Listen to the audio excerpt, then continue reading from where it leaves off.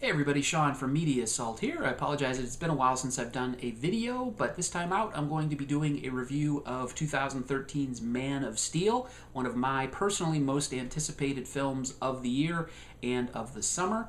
And I would have to say, I don't want to say of all time, but really a movie that I've been looking forward to for quite a while. Especially because of who is involved in it. We've got Zack Snyder as the director. Of course, he is known for 300, the Dawn of the Dead remake, Watchmen, to a lesser extent, Sucker Punch, and you've got producer Christopher Nolan, who is, of course, or was the director for the Dark Knight trilogy. Of course, he's done some other films, too, that are also very good. The Prestige, Insomnia, Memento. Very good filmmaker. Here he is a producer, so I guess here he provides more guidance but less hands-on. Still, he's involved. And David S. Goyer, who has done some work with quite a few superhero franchises in the past, including the Blade series. And he did the actual stories for Batman Begins and Dark Knight Rises and Dark Knight. So on paper, you've got this triumvirate of talent that's going to be spectacular. And unfortunately, for me at least, the movie isn't spectacular. It's good, but it's not spectacular. And as a result, I guess I was disappointed. And this isn't a case of me being disappointed because the movie didn't live up to the hype. It didn't live up to my own expectations because I really wasn't paying much attention to the hype. I watched each trailer as it came out. I didn't feel super psyched up about the trailers. I just expected, as I've kind of come to realize lately, that the trailers and the movie can totally be on two different wavelengths. Similar experience I had with Star Trek Into Darkness. I really was not expecting that movie to be very good because of the trailer, and the movie actually exceeded my expectations. Here, the opposite is true.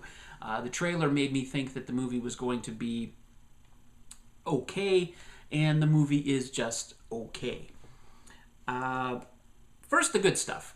The cast is phenomenal. Henry Cavill makes a great Superman. He's obviously got the physical build for the role. He has an interesting look to him, and I don't want to compare this too much to the older incarnations of Superman, but he does, whether it be intentional or not, he is reminiscent at times of Christopher Reeve. He is reminiscent at times of Tom Welling from the Smallville series. In his appearance. He even recalls Brandon Routh from Superman Returns, which really wasn't that bad of a film. So he fits the part perfectly. He is not the best Superman that we've ever seen on film, or at least that I've ever seen on film, but he's very good. He is not an issue here at all. Russell Crowe is really good. I liked him as Jor-El. I didn't know what to expect from him. He actually was kind of a pleasant surprise for me. I thought he did a fantastic job with the role. I like what the script does with his character, so I have to give some of the credit to David Goyer for that, but Russell Crowe is very good as Jor-El. Amy Adams plays Lois Lane. Her character isn't given a whole lot to do. The script implies that she has importance that's not portrayed on the screen very well. We know she's Lois Lane, we know she's important, but only because of past experience with the character, not because of what takes place on screen here. So it's not Amy Adams that's the problem, and that's mainly the case in a lot of the things that I have a problem with character-wise with this. It's not the actors or the performance, it's the script who doesn't really flesh out these characters as much as I would have liked to have seen. Diane Lane and Kevin Costner play Clark Kent's adoptive parents, and they're pretty good for what they do. There is an obvious affection that Clark Kent has for his adoptive mother. Kevin Costner plays the role of Jonathan Kent very well. I think he did a great job with it. Nice supporting role from him. I like what the script does with the origin story and kind of mixes things up, so things happen in an order that you're not expecting. So there are some surprises, even though this is well-worn territory as far as the origin of Superman. But Michael Shannon, although I love him as an actor, Take Shelter is a fantastic movie. I'm not familiar with his work on Boardwalk Empire. I know of it, but I've never watched the show. But everything he's ever been in, everything I've ever seen him in, I've loved his work. Here, he's good, but the character of General Zod I was disappointed with.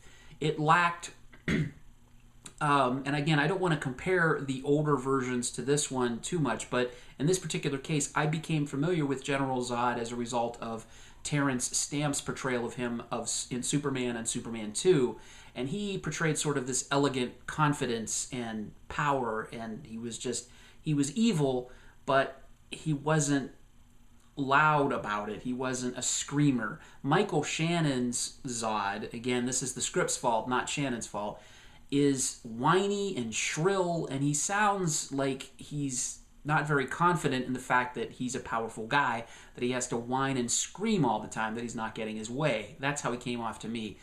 I love the character of General Zod as played by Terrence Stamp. Here, the character was still good, but I just prefer the Terrence Stamp version of General Zod.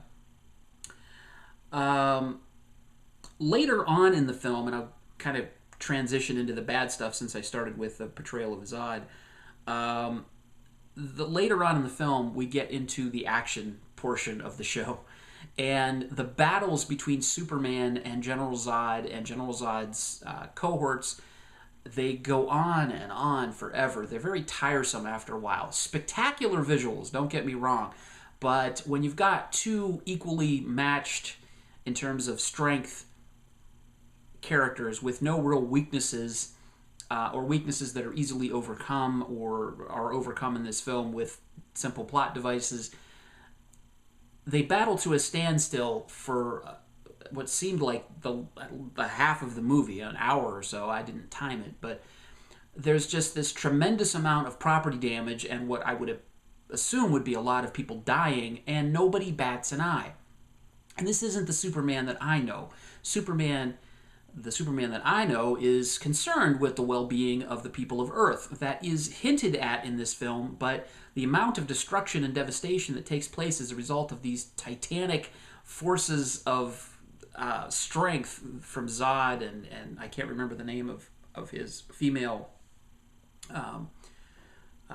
partner or whatever she is, and there's another guy, there's a whole bunch of guys from Krypton that Superman fights, and they just beat the crap out of each other, and nobody has an advantage over the other one, but yet buildings are being destroyed, planes are being knocked out of the sky, choppers are being knocked out of the sky, helicopters, buildings are tumbling. It's like 9/11 times 80, and nobody cares. There's very little reaction from anybody in the film. Most notably Superman, who in earlier films and earlier cartoons and comics would be shocked by the amount of destruction that his actions are causing, and he would, probably take the battle to outer space or to another planet to avoid destruction. Here, it's just an excuse for how much CGI can we possibly pack into the end of this movie and show off what millions and millions and millions of dollars can be put on screen. And I thought that turned the end of the movie, the climax, into sort of a suspenseless, CGI-infested waste of time. And even though it sounds like I didn't like the movie, I did like the movie, but the end is disappointing. The visuals are spectacular, but pointless. It's kind of empty, and I just thought that was odd for Superman. The score by Hans Zimmer sounds very much like his work for the Dark Knight trilogy. That's not a bad thing. It's just every time I hear it, I would think I was hearing the music from the Batman movies. And there's the music in the trailer, it's a piano motif, and I'm not very well versed in musical phrases and terminology, but there's this motif that uses the piano that's very repetitive, and every sort of emotional cue in this film or emotional moment in this film has this piano note, and it gets really repetitive. It's almost laughable. I do like this movie. I did like the version of Superman that's presented here. I did like the potential that this character and this franchise now has as a result of this film. It lays a really good foundation. As flawed as it is, I still liked it. I was disappointed that it's not as awesome and mind-blowing and, didn't completely floor me like I wanted it to, But I love Superman. I like this version of Superman. I think this is a decent movie. I wouldn't recommend that you pay top dollar to see it. Go see it at a matinee or wait till it comes out on home video. I'm going to give it a 7 out of 10. But I do think that the potential that this film brings to the series and the new breath of fresh air that it brings into the Superman franchise it's worth seeing because of that. I think that the next film in the series, which has already been greenlit, should be superior, much in the same way that I initially thought Superman 2 was better than the original Superman when I was younger. Still, I think now Superman, the 1978 Superman, is by far the best version of Superman that's ever been brought to this big screen.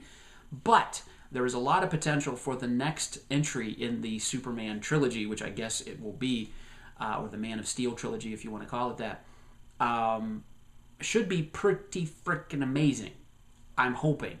I'm crossing my fingers. But the first one is merely okay. Disappointing to me. I know a lot of people loved it, and I can see why a lot of people would love it. I just didn't. I didn't buy into it as much as I hoped I would. But I still liked it. So, there you go. So 7 out of 10 for Superman's new incarnation, Man of Steel, from Zack Snyder. So there you go. That's my review of Man of Steel. As always, feel free to like the video by thumbs up. I say rate, and people tell me that rate doesn't exist anymore. Well, I know that, but rate it, comment on it, and if you haven't done so already, please subscribe. I'd like to hear your thoughts, what you thought about Man of Steel below, and I will definitely comment back, as I always do. Thanks again for watching, everybody, and take it easy.